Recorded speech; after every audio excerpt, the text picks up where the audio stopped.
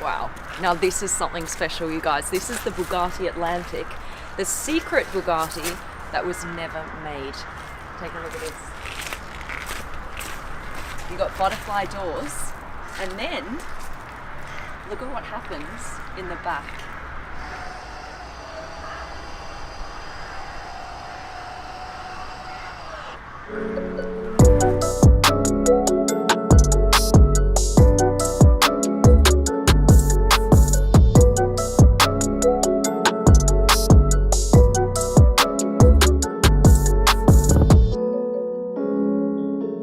Welcome to the Supercar Blondie channel, you guys. This is really, really exciting. And just before we get to what's happening in here, just want to thank Bugatti so much for making this happen today. This has really been under wraps for so many years, this car, and they've brought it to Molsheim for us here on the Supercar Blondie channel, just so that we can take a look at it. Subscribe right now if you haven't. We've got so much more to show you. Right, look at this. Look, you've got special Bugatti suitcases here in the back. Imagine walking around with this baby. And then this one as well. I don't want to put it on the floor because it's a bit wet, but you see how it rolls here? It's a fully rollable suitcase. What they've done is, for the first time, they've moved the engine, right? So in a Chiron and Veyron, you have a mid-engine car, which basically means the engine is here, behind the front seats. In this one, they've moved the engine to the front. Now you've got this long nose here to fit the engine, and this would actually have a different engine to the Chiron or the Veyron. This would have a twin-turbo V8. But the interesting thing is that the whole drivetrain is replaceable, so that you can choose between a twin-turbo V8 or a fully electric Bugatti Atlantic.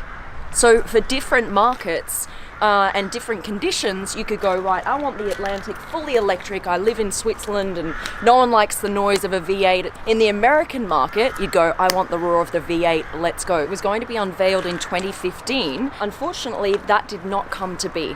Because of the VW emissions scandal, Bugatti is owned by VW, they had to kind of put everything on hold and just work out what the implications of that would be. And this then got axed, it got cancelled, which is a huge disappointment. I don't know for you guys, but for me especially, because you don't have a Bugatti, a new Bugatti on the market today with these butterfly doors. To have a car that looks like this would have been so incredible. Take a look inside. Look at this. It's a massive door, but actually half of the roof opens up as well, so you can easily slide in and out of the car. We're gonna get, oh, you know what? I'll get in now. Why not? Why not? This is my first little sit in this incredible car. All right, look here, it says Atlantic. This is a pretty standard Bugatti steering wheel. You see something very similar in the Chiron with the engine start button here. Chassis number 1. Oh, man, if this came to be, wow, we'd see this on the roads. That's awesome. Look at this very, very thin center console here as well. That looks freaking cool. How it's all open up underneath here. And look at this. It's see-through with a little Bugatti logo in there. That's a really nice design feature. What we know is that it would have been priced below the Chiron. They're actually going to take parts from their partners at VW. So VW owns a lot of different car brands, and they were going to take various parts, bits and pieces from other VW brands in order to keep the costs of this car lower than a Chiron. Chiron is worth 2.3 million euros, so this might have been 1 to 2 million euro. If you come around the front, you see this line going from the front here all the way over the hood, over the top of the car, and all the way here to the back. This design actually references the Type 57 SC from the 1930s. That car is actually thought to be the world's most expensive car today. There were apparently 4 made.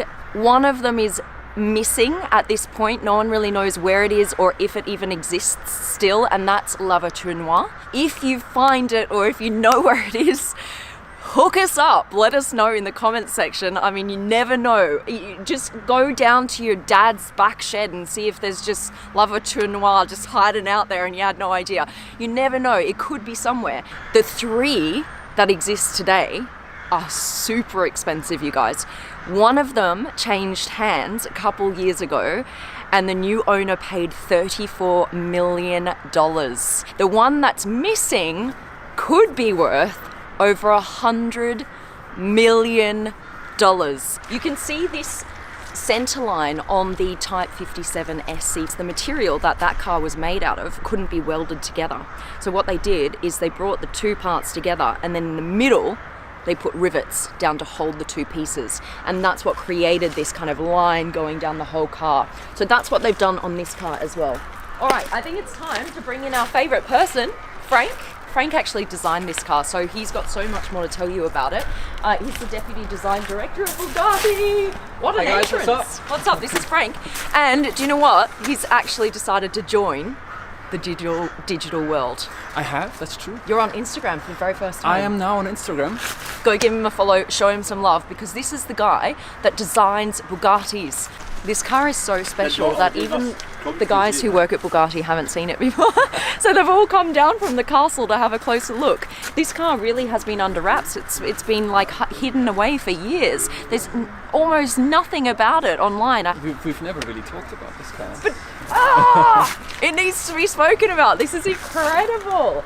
I personally love it. I love the long nose. I love the doors, obviously. I would love to see a Bugatti have some kind of butterfly doors or something. I mean, the EB110 has like the scissor doors, which is quite cool.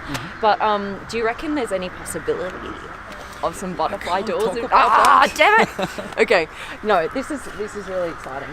Disappointingly, never came to market. That's true. You love this car, don't you? It's amazing. Yeah? It would be so nice. It would be so nice, yeah. The doors especially. You've been fighting to get some butterfly doors on a Bugatti for a while. And the drivetrain idea, the whole concept, I mean, it was such a cool idea. And I would have wished that we would have been able to make it. Well, maybe we can still make it in future. Let's hope so. Let's hope, right? Fingers crossed. You've got the engine here, but the gearbox in the back. That's the trick, yeah. For weight balancing reasons, we put the engine behind the center of the wheel. Yeah. So it's a front mid-engine, actually. Right. And then we put the gearbox out the back to balance the car out, a 50-50 weight balance ratio. Right. There you go, guys. But the clue is, or was, that this whole internal combustion engine drivetrain was interchangeable to an electric drivetrain. That's crazy. So where the gearbox and the engine used to sit before would then be the batteries, and then you would have 4 electric engines, and you would have full digital torque vectoring control over the revolution of each wheel. It would have been absolutely amazing. So before you bought the car, you could specify whether you wanted it to be fully electric or with the twin turbo That's V8. Right, yeah. There would have been both options. Actually, some markets in future won't even allow combustion engine cars. In certain anymore. cities as well. Yeah. So that would have been the option. W16, that's what we all know is in the Chiron. Why do you not have a W16 in something like this? You've gone for a V8. Is that just to keep the cost down, or? Well, it made sense in a way that we said, okay, we want to position a car below the Chiron. Yeah. That meant also the price level would have gone down. And that meant it would have been a car for more daily use, right? So the Chiron is supposed to be the pinnacle, and this one's supposed to go below. Having said that, the Chiron has a W16. A W16 engine is 2 V8s like this. It's 2 V8s like this, right? Yeah. So for a car to go below the Chiron, it made sense to do just one V8. Okay, right? yeah. So what is it, Frank, 21 and 22 inch? That's right, 21, 22, and we did that because the whole proportion of the car is based around having the cabin sit on the back. Right. And so for the height to wheel size proportion, it was much more healthy to have the rear wheel 1 inch bigger. You also see that the tire also has a bit more meat on the rear, right? So all to give it this forward thrusting proportion. So if this actually came to the market, how close would this have looked to what we see in front of us? It would have pretty much looked exactly like this. Really? Yes. So the whole back would have opened like this? Which is the sensation of the boot, right? Wow. And the sensation that we hadn't offered before ever. Okay, this needs to happen, you guys. This needs to happen. The Chiron grille is kind of higher, but this one is wider.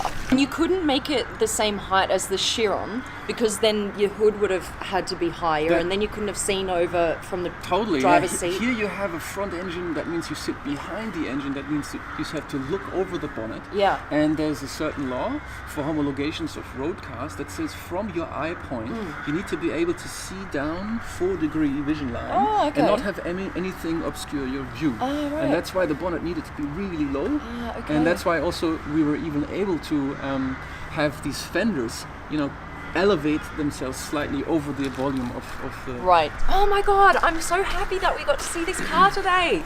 And also have Frank here, because I wouldn't have known, half that stuff. You are actually the guy who sat there day after day designing this car with a team, obviously, as well. Yeah, you have to say, this is a different time. I was a design director back then. Yeah. And this is a whole team of some really talented people creating that have worked on this car, exterior, interior.